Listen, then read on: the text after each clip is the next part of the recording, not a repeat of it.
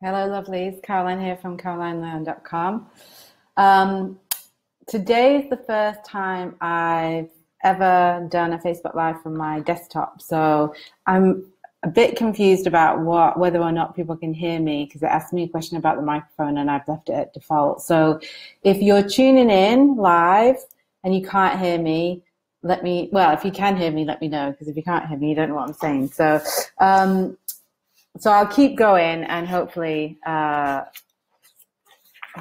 sound is okay. So today I'm really excited to be talking about turning pro in your business. And so the whole concept of turning pro came to me from a book called Turning Pro by Steven Pressfield. And it's a book that really basically changed my business life. Basically, I just want to check in. I see someone's come online and is viewing. If you can hear me, just let me know in the comments below, because I've never done it from my desktop before, so I just want to make sure that you can hear me okay. Hopefully someone will let me know. So the whole concept of turning pro in your business was first introduced to me in a book called Turning Pro by Steven Pressfield, which I highly recommend. It's one of the best business books I've ever read, and I love it. Thanks, Joe. Yes, you can hear me. And I really love it. And so it's not a concept that I've revisited in a long time, but it's come up recently on a couple of coaching calls. And I thought it was a subject that would be nice to go into a bit deeper on in the academy and for my wider audience. And so I've just spent the last hour kind of really just getting into the topic, because it's actually huge. At first I thought it was quite simple, but I think it's actually potentially a big topic, and what I want to make sure I don't do is kind of overwhelm you with all the ways in which you might turn pro in your business. So I want to start by saying it has been an evolution for me, and something that I've become more professional along the way, and there's still probably lots of ways in which people would think I'm not professional in my business, and tweaks and changes that I could make.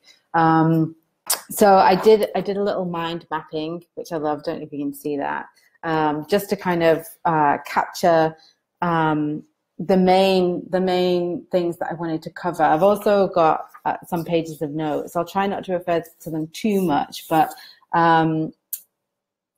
basically, as I did the mind mapping and I kind of went through what does it mean to me to turn pro in my business, 5 kind of key areas came up for me: attitude or mindset, you could call it, habits, environment, systems, and processes.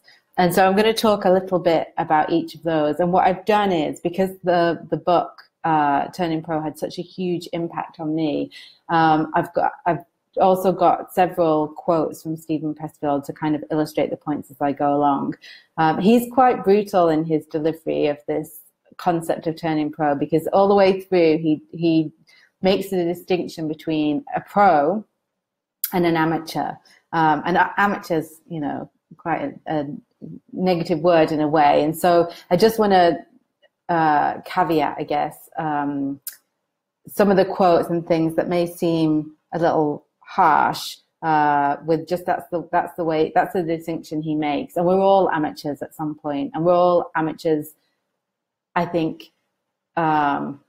Like, it doesn't matter how long I've been working on the turning pro kind of journey, I'm still going to be an amateur in some areas of my business. I think it's just it's a journey. But with that in mind, Alexandra asked a really pertinent question, which I just loved, in the Facebook group before the call. So I want to just ask that question and speak to it a little bit. So she says, I'm actually curious, where do you draw the line from playing to turning pro? Is it in the commitment? Is it in the impact? Is it in the money? Is it in the energy? And I think that's a really brilliant question. And for me, when I really kind of fell into that question and my answer to it, it's a decision. Turning pro is a decision that you make in your business. And it's a decision that I think we really, really resist making because of what it means to turn pro. Because if you think about it, if we turn pro, if we take our business and we move it from being something that we're trying out, or we're playing at, or we're amateurs in, or we're just kind of dipping our toes in the water, and we really, really go for it, and we really commit, this is what I'm doing, this is my business, then we're exposed to all manner of risk in a way. That's how it feels anyway. You know, there's the risk of failing, there's the risk of being seen and you know, falling flat on our faces. So if we don't turn pro, then we never have to worry about what happens if it doesn't work, what happens if it doesn't pan out. Because as long as it's just something that we're playing at, then we've always got that in the back of our mind. Well, I didn't really give it 100%. I didn't really go for it. And that's not always conscious. I think probably more often than not, that's unconscious. It's in our subconscious. And then I've written here, it's a decision to take yourself and your business seriously. And it's such an important decision to make, because we could be doing lots of things in our business. We can be working on our business and still not having made the decision to turn pro.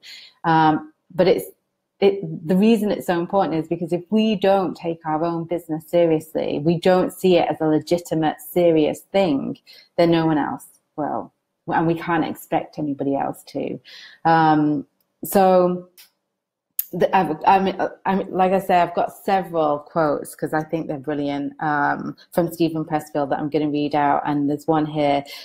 Not in this one, I don't think he does, but in most of them he refers to he. So I've changed it all from he to she, obviously, for my audience.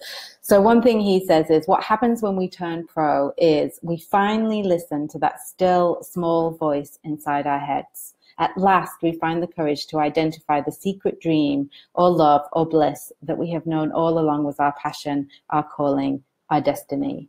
And so he talks a lot about what it means to not then turn pro. If you think about the opposite to that, the opposite to listening to that voice, to embracing our calling, it's actually really serious. You know, it's a really serious thing. And so, and then the other thing that I wanted to say about, in response to Alexandra. So I remember when I was little, I said to my mom, how do you know when you're in love?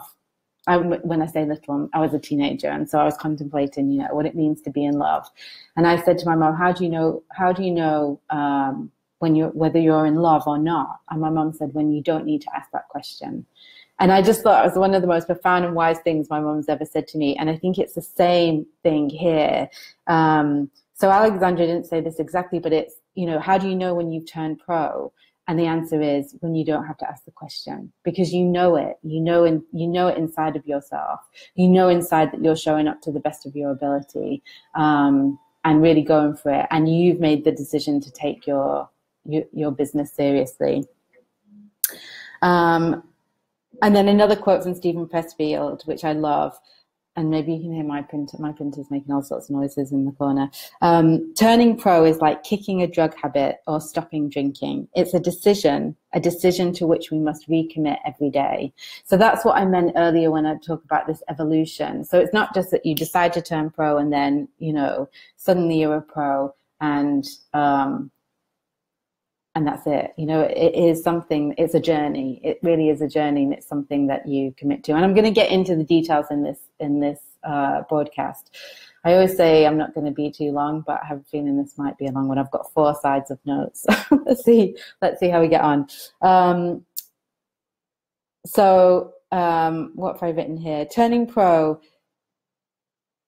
Yeah, there's a big thing here about self-doubt. So a lot, well, a few of you made comments in a recent post in the group about self-worth and doubt, you know, having doubts and self-doubt in terms of your business. And so for me, turning pro, at the very essence of turning pro, is when we don't allow self-doubt or worries and concerns about our worth to derail us from taking action in our business, which is a huge thing. And it's huge. I mean, and I could probably do a whole Facebook Live on how do you do that? but I've got here, think back to a time when you started a new job. And whenever I've started a new job, no matter how qualified or how experienced I was, I always felt scared. I always felt like I was going in not really knowing anything.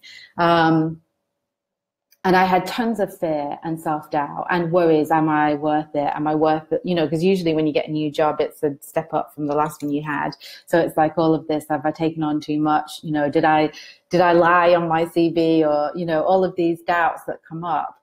And,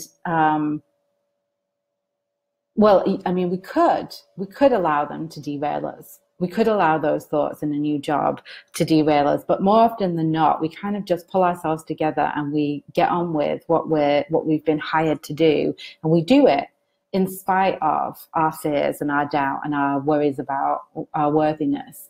And we do that because we know we'll get fired if we don't, and we won't get paid.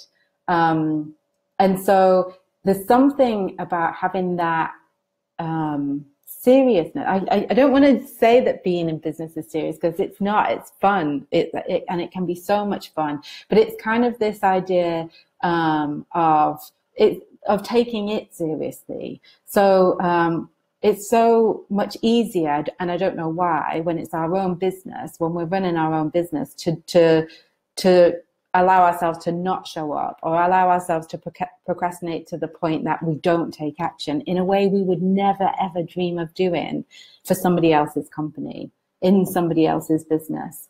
And so,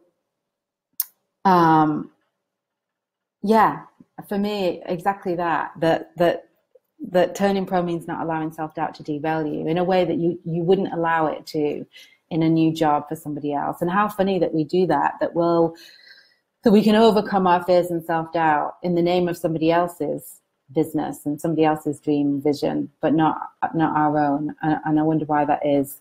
And so another quote, and again, he says he a lot in this, and I've changed it all to the female.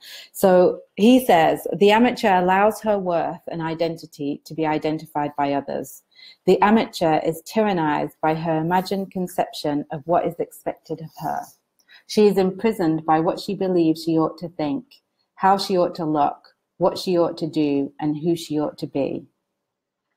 And then I've written, when you're a pro, you show up powerfully. You do what you say you're going to do, and you honor your commitments. And so that's kind of under the attitude umbrella. So I mentioned the 5 things at the beginning. And this is all about, it's internal. None of this, we're going to talk about the external stuff in a bit, but everything that I've just mentioned in that section is internal. It's an internal shift that we need to make. And I find that distinction of how you would show up in paid employment compared to how you show up in your, for your business. I think for me, it's very powerful. It's very powerful. And for sure, I remember in my old corporate life, there were days when I procrastinated, and days I worried that I was going to get caught out for not taking as much action as I needed to. But I showed up every day. I got up in the morning and I showered and I put my best clothes on and I put makeup on and I went to work and I sat at that desk. And so that's the thing for me as well, is well, we'll talk about that more. Well, actually, that's the next thing on my list. So habits. So looking at habits, the pro keeps regular working hours, and the amateur, to use Steven Pressfield's distinction, works when she feels like it. And so that might sound a bit harsh, but for me, it's really interesting, because when I first escaped the 9-to-5, sorry, I'm just trying to move my hair so it doesn't hit the microphone. When I escaped the 9-to-5, my whole thing was, wow, I can work when I want. I can work in my pajamas. I can do, I have a life of freedom, and that's all good and well. And I think it is one of the reasons that we leave behind the 9-to-5 and choose to work for ourselves. But what happened for me was, and I thought this was, Alexandra, I'm quoting from a book called Turning Pro by Steven Pressfield. I'll send a link to it. It's amazing. It's one of my favorite books. I don't have it in hard copy. It's on my Kindle, so I'm reading from my notes, the quotes. Otherwise, I'd show you the book. Yeah, so the Pro keeps regular working hours. Um, and for me, I remember when I left my job in 2012 to go traveling and build a business on the road. And the idea that I might, thanks, Joe, the idea that I might keep 9 to 5, Monday to Friday working hours when I just escaped that, having done it for 12 years, was ludicrous to me. I wanted to work whenever I felt like it. I wanted to work in my pajamas. I wanted to do whatever I wanted to do and feel free. But what I actually found, which was really interesting and feels important to share, is that I felt like I was working all the time because of that. Because at the time I was doing online work for a travel blogger, and I used to do link stuff for him. And because I didn't have clear boundaries around when I was working and when I was not working, I ended up having this sensation that I was working all the time, even though I wasn't really, because I would sit down to work, for example, and then I'd get derailed and be on Facebook for an hour. And so I had no clear sense of when was my time, when there was time for my life, and when I was supposed to be at work. And I really resisted this for such a long time, to kind of like put into place working hours. And now, believe it or not, having escaped the 9 to 5 life, I work it's more like 9 to 6:30, Monday to Friday. And well, I don't anymore. I work part-time. So that's our work. Me and my partner both work from home, and we're both coaches, and do similar work, except his work is in Spanish. And now we have a baby. They were our hours, and we broke every day at 12:30. Well, we do every day at 12:30 for lunch. We have 12:30 till 2. But now we swap. I mean, you probably heard these stories a million times. So for half the day, I look after our little boy Oscar, and the other half I work, and vice versa. But we have those hours, and it feels really important. It feels really important because then I know when I'm not working, but I also know when I am, and that time is protected in the same way it would be if I work for somebody else. So I hear, I mean, I'm going to talk about this a bit more, but you hear all the time, oh, I do, and I used to do it myself, oh, well, I'm supposed to be working, but I'm just going to, meet my friend for coffee, or my friends are coming to stay, and so I'm going to be, I'm going to hang out with them, and I'll try and do some work around it. I don't do that anymore. We have tons and tons of visitors come to see us.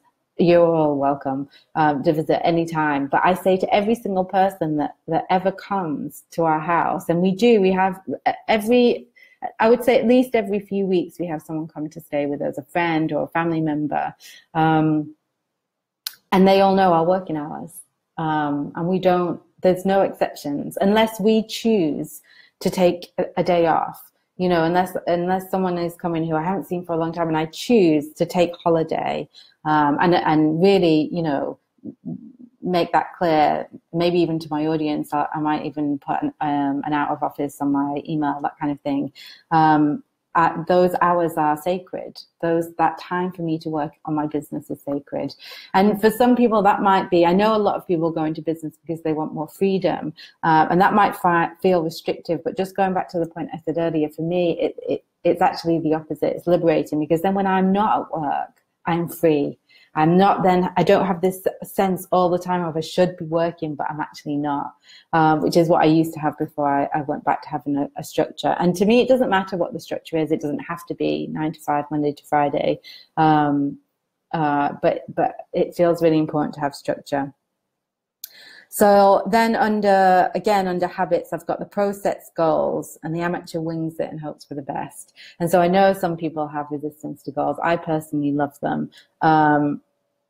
But it just feels really important if you really want to take your business to the next level, and you really want to achieve specific things. If you're more doing your business because you love it and you're happy with the amount of money it's bringing in, that's fine. That's perfectly fine. If it's working as it is, that's great. But if you want to take it to another level, if you want to,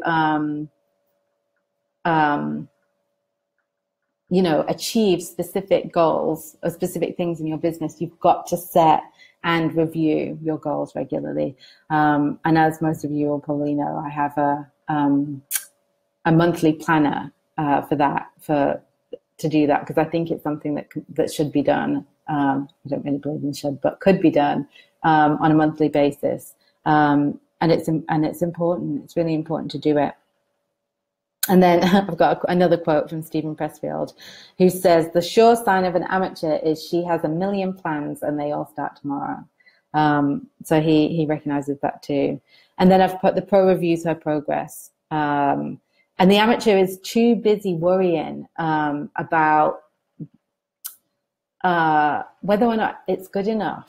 I think, one of the things that I notice a lot, and I do see this as a distinction between men and women, and I don't mean to generalize, but just in my experience of working with both men and women and being in a relationship with a man who doesn't do this, I think women spend so much time worrying about whether or not what they're putting out into the world is good enough, and wrapping their own identity and self-worth into what they put out into the world.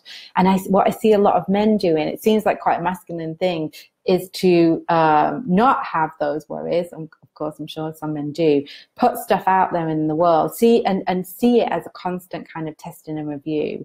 And so I watch my partner do it all the time. Like, he'll do a Facebook advert, or he'll do something on his website, and then he tweaks it, and he's like, well, I see that this is working, and he's in constant review of his work rather than worrying. He doesn't see it not working as anything to do with him or his self-worth. He just looks for a way to fix it. If it's not working, he finds a tweak and tweaks it.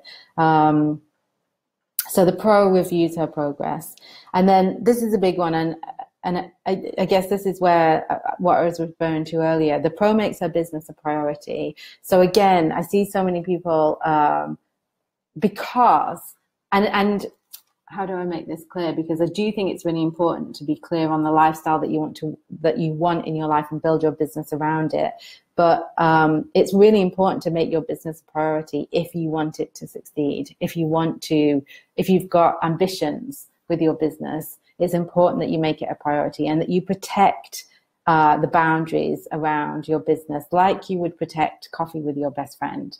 It's like we put things in our diary that we would never miss. If we arrange to meet our best friend, or we're going on a date with a hottie, we're not going to just suddenly go, do you know what? I'm just going to change it at the last minute. It doesn't matter. We don't do that because it's important to us, but we'll do it with our business. We'll put the date with the hottie or the coffee with our best friend before our business. And I think it's just really important to have boundaries around the two, around when our life is our life and we're living, and when we're at work, and protect it, in the same way that we would in a paying job. That's the thing I keep coming back to, is you couldn't do it if you were working in somebody else's company.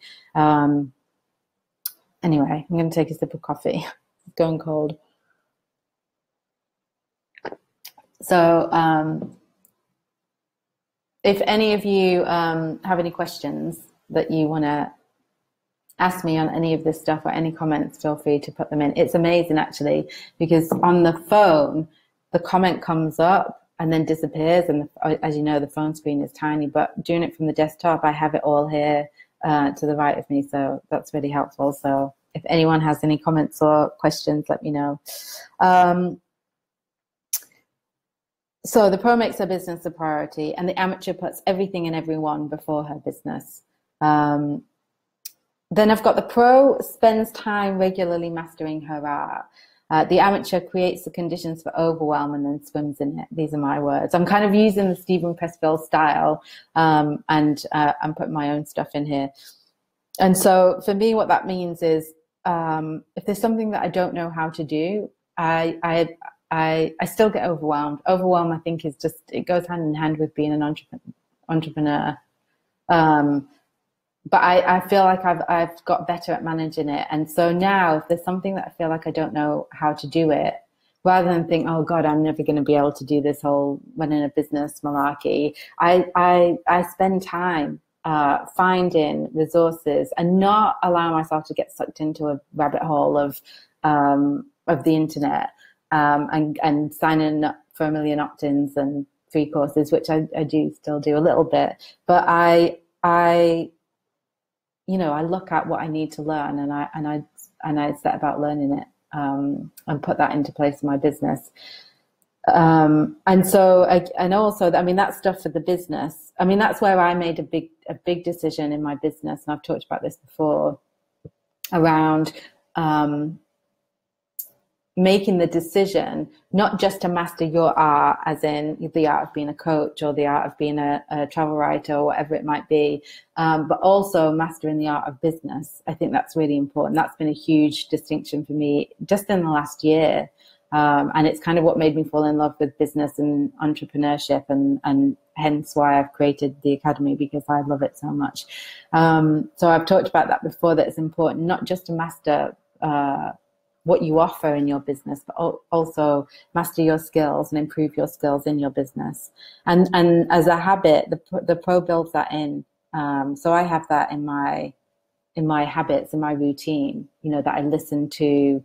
I'm part of either groups or paid for programs that teach me more about business, and I build in time to do that. Then I've got the Pro builds with expansion in mind. So this is something that I've recently started to do, is realize that if my business is going to grow to the extent that I want it to, I will at some point be bringing on a team. And I've had employees before, or outsourced, you know, virtual assistants and things like that. And right now I don't have any support, and I know it's something that I'm going to start looking for again. And so what I do, a habit of mine, is to keep track of the processes and systems that I use, and with the idea that at some point I'm going to have to delegate these tasks to people. So I have expansion all the time in my mind, rather than thinking this kind of attitude of winging it, I guess, and thinking and just kind of getting by. I've started to make it a habit to think of my business as something that's really going to grow. So let me just see. I've just had a comment from Alexandra. I love the perspective of that. I love that. Yeah, it's not a real option. To have zero self-doubt, for sure. I mean, and the whole thing for me, Alexandra, in terms of going pro and just my journey in life and in business, is realizing that self-doubt exists. I talk a lot about fear, and like I use the analogy of going on a road trip, and fear is allowed in the car, because if you don't let fear in the car, it's just going to cling to the bonnet anyway. But it's not allowed to drive, and it's not allowed to hold the map, read the map. And I love that. It's like it's going to be there. Self-doubt is going to be there every turn, especially if you're trying to play big. In particular, when you're trying to play big. So yeah, for me, it's about how you navigate your way through the self-doubt and the fear. Okay, so another quote from Stephen to illustrate my point. So this is quite a long one. So he says, habits and qualities that the professional possesses that the amateur doesn't. 1, the professional shows up every day. 2, the professional stays on the job all day. 3, the professional is committed over the long haul. 4, for the professional, the stakes are high and real. And I'm just going to interject there. That's what when I read that earlier, that's what made me think of the job, like the paid job. You know, we know if we don't show up to a paid job, we'll get fired. And that feels very real and very scary. And so it was that piece of this quote that made me realize how we don't always make that distinction. So yeah, for the professional, the stakes are high and real. And again, sorry, just to interject, for us, you know, it's not fulfilling our destiny. It's not fulfilling the calling of our soul. So those stakes are high and real. And we often, I don't know, we don't necessarily give them the credit they deserve. Further, 5, the professional is patient, that's a big one. 6, the professional seeks order. 7, the professional demystifies.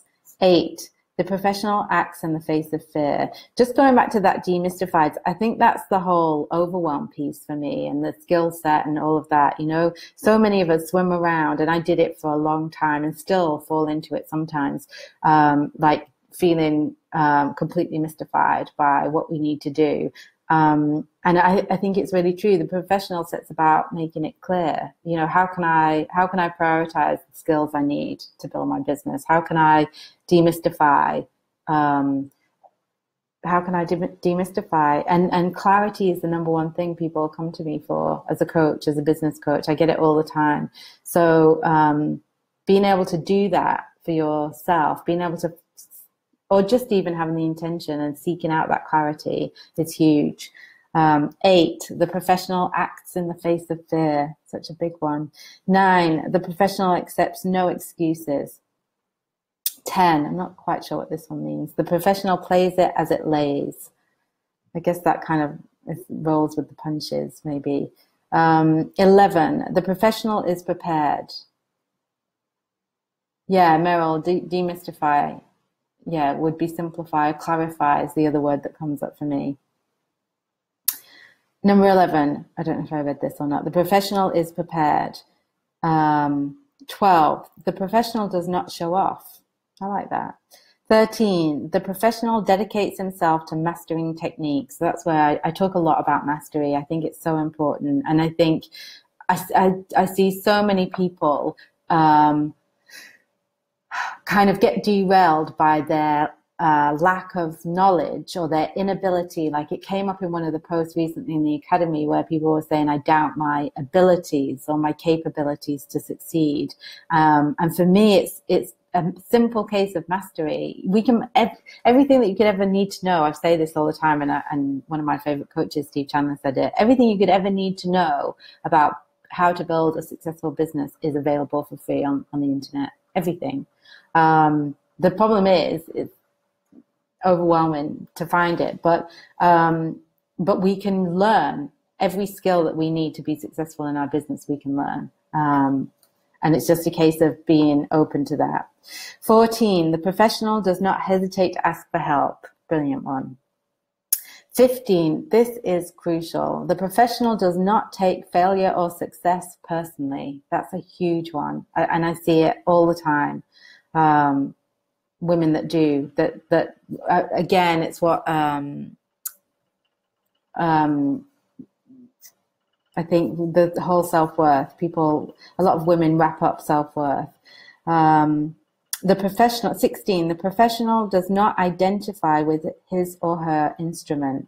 And again, this is what Heidi and I talked about on our sales coach. It's like this, separating your business from who you are as a human being and your self-worth on this planet.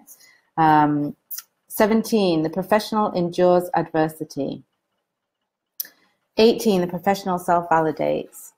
19, the professional reinvents herself. And I'm going to add brackets where necessary. Again, Steve Chandler talks a lot about that. It's a really interesting topic. And 20, the professional is recognized by other professionals. And I would say there, hangs out with other professionals. I think, you know, to be recognized by other professionals, you need to allow yourself to be seen as a peer to other people doing work in your field. So Alexandra says, talk more about demystifying, please. So yeah, I don't know if for me, it's about clarity. So that's where things like, maybe we have a goal to make 10,000 euro by the end of the year, but we never ever get clear about what exactly we would need to do in order to make that happen. What products and services we might need to create, how many of them we might need to sell. That for me is demystifying, rather than having things like demystifying, also clarifying what success means to you, because having a successful business means one thing to me and could mean a completely different thing to you. So what does success mean to you? So often we talk in real general terms about success, or you know, knowing when we've made it, or whatever it might be. And for me, demystifying means clarifying, simplifying, not using a lack of knowledge as an excuse not to move forward. You know, I don't know how to, so well, let's demystify it. Let's work out how to, because that's possible. Okay, let's see what I've got next. So next on my list, this is where we get a bit more external, I guess. I'm just going to take some more coffee. I don't know why I make such a big cup for these podcasts, because I always end up with half a cup of cold coffee. Okay, a small one here, but environment, small but big. So environment, the pro ensures that her working environment is conducive to productivity, distraction-free and professional. And then I've written, I mean, this is just kind of tongue-in-cheek, the amateur works on her bed in her PJs, which I do a lot, but only at the weekends, funnily enough. I wouldn't do that. Oh, no, that's not true. Sometimes I do, it depends. But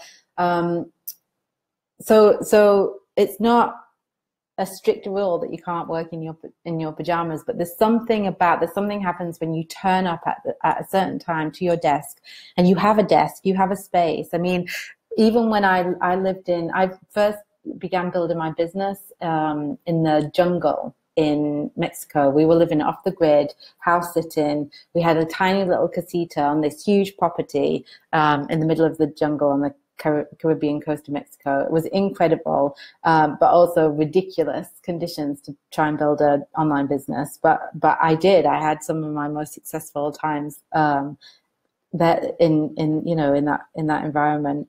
And a lot of the time I had to work on the bed because we only had it was a 2-room casita, and my partner, for privacy reasons,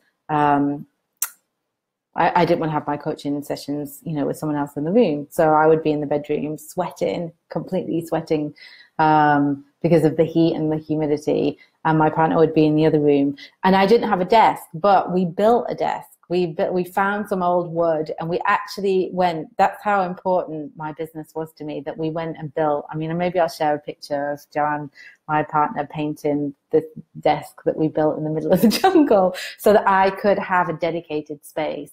So I won't take any excuses on that one, because if I can build a desk in the middle of the jungle off the grid, I think anyone can find a space. And some of the things that I've put here is I think it's important to have a space that is dedicated solely to your business. And I know that some of you move around, are working on the go, are traveling. So if you don't have a stable environment like I do, and this was a choice that I made, my business was so important to me that we decided to put our backpacks away and to settle for a while. And I'm not saying that you have to do that in order to be pro, but it's just making sure. It might be going to a co-working space, or it might be just making sure whenever you book into a hostel or a place that there's somewhere dedicated that you can work distraction-free and professionally, and show up professionally for your clients as well.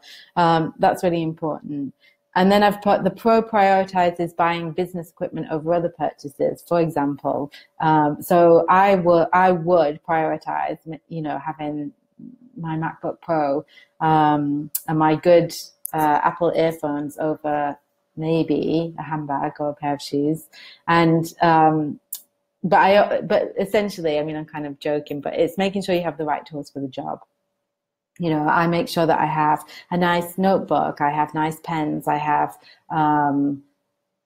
I have a nice space. I've created a nice space. It's a huge priority for me that my working environment feels professional and is separate to my life. So I know when I'm going to that space that I'm going there to work and nothing else.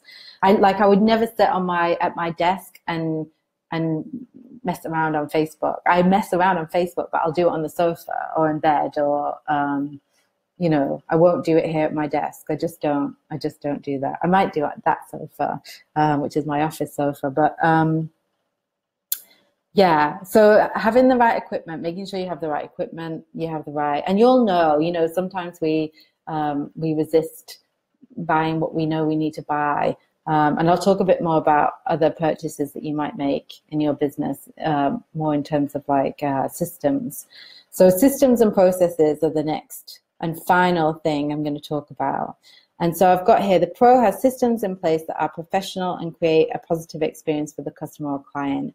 And the pro, and this is a big one, and again, these are things that I want to say this in the beginning. I didn't do any of this stuff.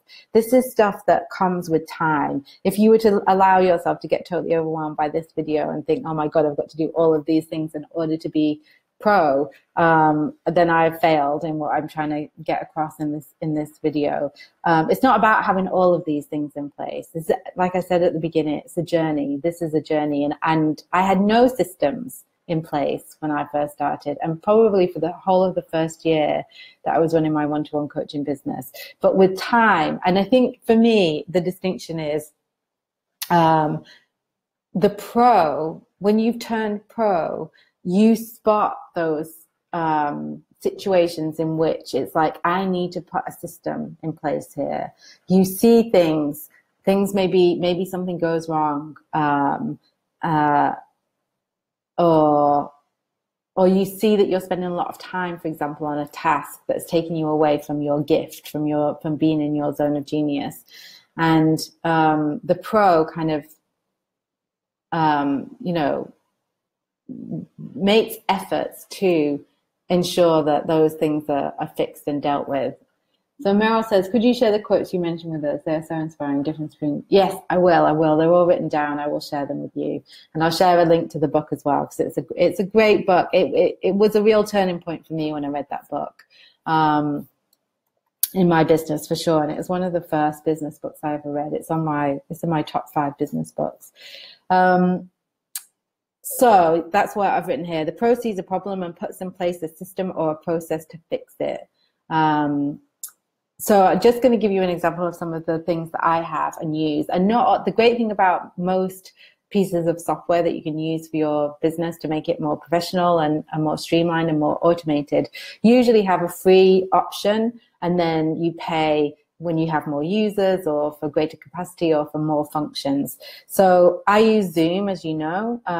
Well, you'll know if you've been on a call with me. And I use it because I used to use Skype with a paid call recorder, but I was constantly having problems with Skype. It's a lot less reliable than Zoom, in my opinion. And I would have to record the calls, which was fine. It was set up automatically. Joe's just bought the book. Yay. I feel like Joe, I'm constantly recommending books that are making you all spend money, but they're worth it. These are worthy investments. Yeah, I used to have pay for a Skype recorder, but what would happen is the recording would go to my computer, and then I would have to upload it to Google Drive, which took time, and the internet would slow down, and then I would have to send the link to the client. And inevitably, I would get distracted, derailed by something else. I'd be on to the next thing, and I would forget, and the client would be having to chase me, where's my recording? Which is totally unprofessional when someone's paid you and you offer a recording of the session as part of your service, and then they have to chase you for it. It's not very professional. So I invested in Zoom, which I think it's only like $15 a month. There is a free version, but it's only for 45 minutes. So if your calls are longer than that, and if this is for people who do one-to-one work or group work online. So I bought Zoom because it's more reliable than Skype. Has better connection. It allows my clients to record the sessions, so I don't have to worry about it, and the recording immediately gets downloaded to their computer as soon as the call is finished. So that again just is another thing that serves the client and it feels more professional to me. And then there's lots of other things that allows you to do in terms of group calls and stuff like that. I use Calendly because I used to have a nightmare with time zones. It was just a nightmare, not just time zones, but also scheduling calls and just going the back and forth that happens when you're trying to set a call with somebody. Just was a nightmare. I was spending way too much time managing my diary instead of just, getting on with the things that are in my zone of genius. And also, there were always things, I had things that I would send to people in an email to have us both show up powerfully. So if anyone's ever had a call from me, you'll probably have had questions that you have to answer ahead of time. there'll be instructions around things like, please show up on time. If you don't, this is what happens. Please don't feel obligated around money if this is a complimentary session. I have all the things that I want to say to somebody ahead of a call. That's now automated with Calendly, and that all happens. I set that up. It takes some time to set it up, and now I don't have to think about it. So those reminders get sent out. The time zone is converted automatically. It's wonderful, and Calendly is actually free as long as you only have one type of call. I have about 10 different types of calls. So like an hour session, a 90-minute session, a complimentary session, a paid session, a group session. I have so many. So I pay, but again, it's not, I think it's only about $10 or £10 a month. And again, the experience for the user is great. And so it makes the whole thing feel more professional, more seamless, more automated. So it's good for me and it's good for the client. Another thing I do, another system, or I guess this would be called a process or a system, I don't know, is in my I schedule everything in my diary. So everything, my tasks and my appointments, I really live by my diary. I look at it every night before I go to bed. It's the first thing I look at in the morning. And I have a color-coded system. I'm big on color-coded. And again, you don't necessarily have to be as anal as I am about these things, but these all just help me show up professionally and show up powerfully with my clients. So I use a distinction. I got this from a coach called Rich Litvin. Any of you who are watching this who are coaches who haven't read Rich Litvin and Steve Chandler's book, The Prosperous Coach, let me know and I'll send you the PDF. It's a game changer. Really, really important book. Rich Litvin talks about having blue and red in his diary, and I think he does the opposite to me. But basically, I have red. If there's something in my diary that's with a paying client, or for example, the Female Business Academy group calls, because it's paid, it's client work, is in red in my diary. If it's not, if it's conversations, complimentary sessions or conversations or interviews, or it's blue. Anything that's an activity to build my business, but that's not actually generating income at that time, goes in blue. And it just allows me to see, quickly how I'm spending my time, basically. And also, when I see red in my diary, I know I've got to show up that day. I know I need to, be organized and prepared, and it makes me check, do I need to do anything before that session? Do I need to read any notes? Or so again, it helps me to show up professionally. And then just a note here, but I have systems for lots of things, for how I plan my week, for how I capture new ideas, for planning content, for welcoming new clients, for invoicing, for capturing to-dos, for goal setting, for financial tracking, for project planning, and the list goes on. I had no systems in place when I first started out in business. And again, just going back to that, the key thing for me has been not ignoring when I see a problem. When I see something in my business that's not running smoothly, or something where an improvement could be made, I've made it. And what that means now is I have a business that feels more professional. I have all of these systems that maybe it took time and effort and energy to create them, but now they make my life so much easier. And it takes so much thought and effort out of my day-to-day, and allows me to just get on with turning up and showing up how I want to be in my business, rather than worrying about, does that person have the instructions or the call-in details, or, all of this stuff, or repeating the same thing over and over again. I was doing that for a long time. I realized I was sending people the same link, every time I talk to them, and now put it in. I have a signature at the bottom of my emails, and so people can easily see links to my most important stuff. Joe's saying, this is a really helpful session. Thank you, Joe. It's exactly where I am, and it's making me very fired up to change some things. Good. I'm so glad. I was worried when I was writing it all out that maybe it might be a bit challenging or overwhelming for some people, but again, I think hopefully I've stressed enough that this is a journey that evolves. And I think that begins with, which is what it sounds like is happening with you, Joe, that begins with making the decision to turn pro, and to just like go for it. And then, you know, then things emerge and evolve automatically. And then one other thing I have here is we are coming to an end. It's been a long one, I thought it would be. Is I use Trello. I tried so many project management and to-do organization software and all sorts, and I hated them all.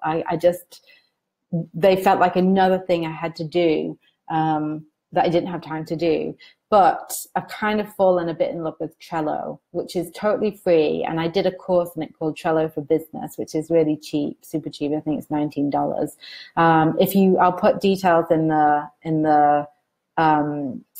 the comments, but I'll also, if you think it would be useful, let me know, and maybe I'll do my own mini class in Trello. I basically use it as my business hub. It's where I have all my annual targets and goals. It's where I have my word of the year. It's where I have my kind of big picture strategy. It's where I have my weekly stuff. It's where I have each project has its own section, and it's really basic when you first go in, and it's free. There is a professional version, but I'm still using the free version happily. I'm not even sure what it means to take it to the next level, but I like it, and I could definitely give you more information on that if you wanted. And then I'm going to end with a quote. So another quote from the book, which I love, and this for me kind of demonstrates the importance of what we've talked about today. So he says, when we're living as amateurs, we're running away from our calling, meaning our work, our destiny, the obligation to become our truest and highest selves. Addiction becomes a surrogate for our calling. We enact the addiction, and I would say the addiction to overwhelm, to avoidance, to resistance, to fear. We enact the addiction instead of embracing the calling. Why? Because to follow a calling requires work. It's hard. It hurts. It demands entering the pain zone of effort, risk, and exposure. And he doesn't say this, but I'll add to that, it's totally and utterly worth it. It's totally worth it. And Jo says she's been using Trello for a while. Yeah, the course is great. The course is great. I will consider doing a session, because I found it really helpful. It's been the one piece of software, the Trello thing, that doesn't feel like just another thing to do. It's actually very intuitive and helpful for me. So I think that's it. That's everything I had on my list. What I might do is share a picture of my mind map that I did. I think I'm probably going to turn the content, because I did a lot of thinking about this one, into a blog post at some point as well. Thank you for turning up and keeping me company and talking to me and making comments. It's been really lovely. And if you're watching the replay, feel free to ask any questions or leave any comments. I'll share this version on the Facebook page and probably in the newsletter on Monday. So before I wrap up, ladies, any other questions or comments that you might want to ask me before I head off? Oh, thank you, Alexandra. I'm glad you liked it. Yeah, I got really excited by this one. I got really passionate because I think it's something. Well, it was a big turning point in my business, basically. Big turning point. So hopefully this will be a helpful turning point for you too, if you're feeling like you haven't yet made that decision to turn pro. And Vanessa, thank you too for showing up. So that's it. It's Friday evening here. I don't know what time it is for you, but I'm gonna put my computer away and stop working and go and enjoy the weekend. So I hope you all have lovely weekends, and I'll see you in the academy next week. Bye.